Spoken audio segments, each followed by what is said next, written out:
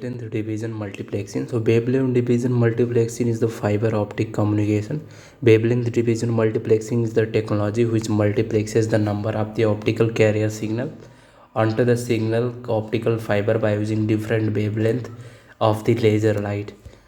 You can see there wavelength and wavelength division multiplexing by the transponders mux, demux, and transponders.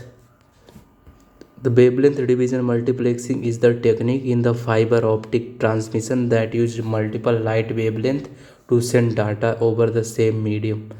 The time division multiplexing is the method to transmitting and receiving independent signal over a common signal path by means synchronize the switches at each end of the transmitter line so that each signal appear on the line only a fraction of the time in the alternative current.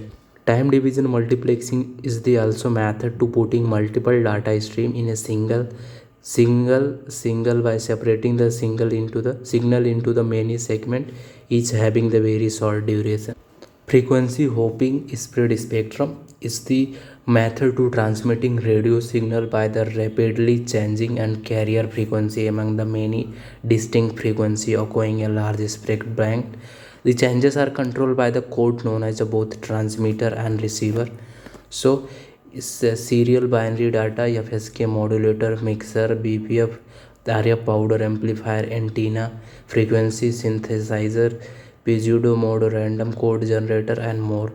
So you can see that what is the meaning of the frequency hopping spread spectrum. So it is the transmission technology in which the data signal is modulated by the narrow band carrier signal which changes the frequency over a wide band of the frequencies. The hopping seems random but the prescribed by an algorithm known as a receiving system.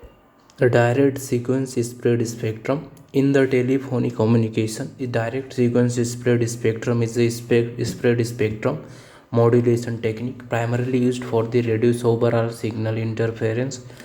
The direct sequence modulation makes the transmitted signal wider in the bandwidth than the information bandwidth.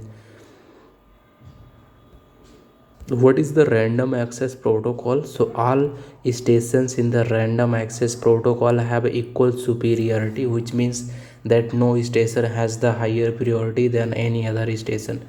Depending on the status of the medium, any station may send data